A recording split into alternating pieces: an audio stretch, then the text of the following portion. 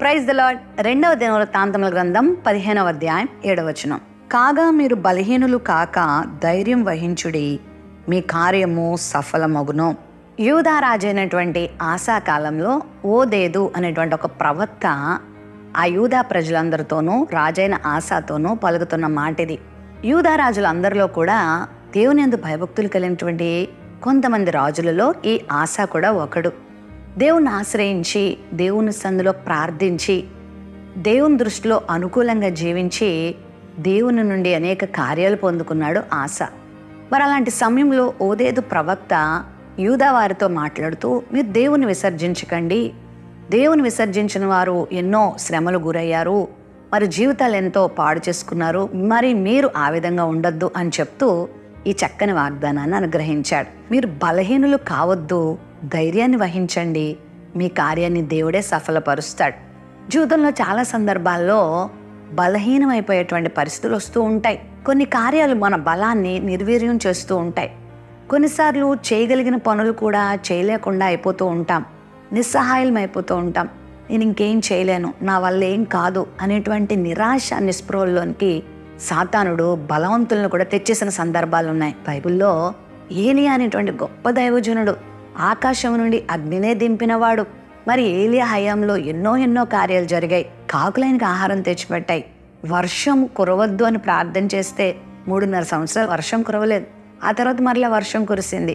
సారిపతు విధవరాల దగ్గరికి వెళ్ళినప్పుడు ఆ తొట్టిలో పిండి అయిపోకుండా, బుడ్డల నూనె అయిపోకుండా ఎంతో సమృద్ధి కలగడానికి అతడు దోహదపడ్డాడు. ఏది ఏమైనా అంత గొప్ప దైవజనుడు కూడా ఒకానొక సందర్భంలో బలహీనుడు అయిపోయాడు. ఏమీ చేయలేక బదరీ వృక్షం క్రిందకి వెళ్ళిపోయాడు. మరి అలాంటి సమయంలో ప్రభువే అతన్ని బలపరిచి అతనికి మరణమే లేకుండా దేవుడు చేశాడు. బలహీనమైపోయే పరిస్థితులు అందరి జీవితంలో రావచ్చు. అయితే ప్రభు ఇక్కడ మాట్లాడుతున్నాడు, మీరు బలహీనులు అవ్వద్దు. బలహీనమైన పరిస్థితులు ఎదురైనా మీరు బలహీనం అవ్వద్దు, ధైర్యం తెచ్చుకోండి. ఎందుకంటే మనల్ని బలపరిచేవాడు ఉన్నాడు, మనకు ధైర్యం ఇచ్చేవాడు ఉన్నాడు, మనకు సహాయం చేసేవాడు ఉన్నాడు. ఎలాంటి ఎరుకోగోడలు ఎదురొచ్చినా, ఎలాంటి ఎర్ర సముద్రాలు ఎదురొచ్చినా, ఎలాంటి యోర్దానులు ఎదురొచ్చినా, ఎలాంటి గొలియాతులు ఎదురొచ్చినా మనకు జయమిచ్చేటువంటి దేవుడు ఉన్నాడు.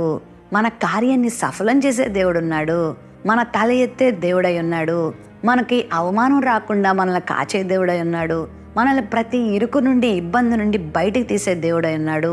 మన విరోధుల ముందు, మన శత్రువుల ముందు మనకు భోజనం పెట్టే దేవుడు మనకున్నాడు అనేటువంటి గొప్ప అభయాన్ని మనం పొందుకొని ఆ విశ్వాసంతో మనం జీవించాలి.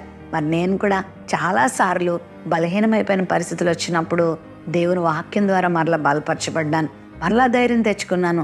నిజంగా అనేక కార్యాలు దేవుడు నా జీవితాల్లో సఫలపరుస్తూ వస్తున్నాడు.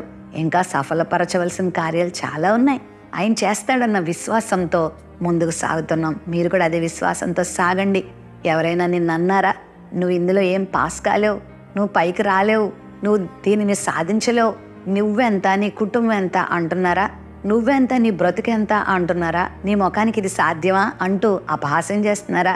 ఏం బాధపడకండి. ఏమీ లేని దావీదును దేవుడు మహారాజుగా చేశాడు. అనాథైనటువంటి ఎస్తేర్ని దేవుడు పట్టప్రాణిగా చేశాడు. అందరూ త్రోసేసిన యోసేపును దేవుడు ఫరో తర్వాత ఫరో అంతటి వాడిని చేశాడు. నిన్ను కూడా చేస్తాడు. మనుషుల మాటలు తీసుకొని నిరాశపడద్దు, లోకస్తుల మాటలు విని ఇబ్బంది పడద్దు.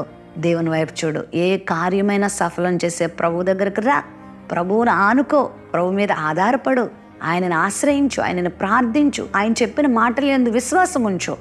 సాతాను చెప్పేటువంటి అబద్ధాలకు జడిసిపోవద్దు. మీరు బలహీనులు కాక ధైర్యం వహించండి, మీ కార్యం సఫలమవుతుంది అనే వాగ్దానాన్ని ఈరోజు మీ సొంతం చేసుకోండి. ప్రేమ నమ్మకం కలిగిన మా తండ్రి, మీకు వందనాలు. మీ బిడ్డల జీవితంలో ఈ వాగ్దానాన్ని నెరవేర్చండి. ఎవరు బలహీనులుగా ఉండడానికి వీల్లేదు, ఎవరు పిరికివారిగా ఉండడానికి వీల్లేదు. నీ బిడ్డల కార్యాలు మీరే సఫలపరచమని యేసు నామములో ప్రార్థిస్తున్నాం తండ్రి, ఆమేన్.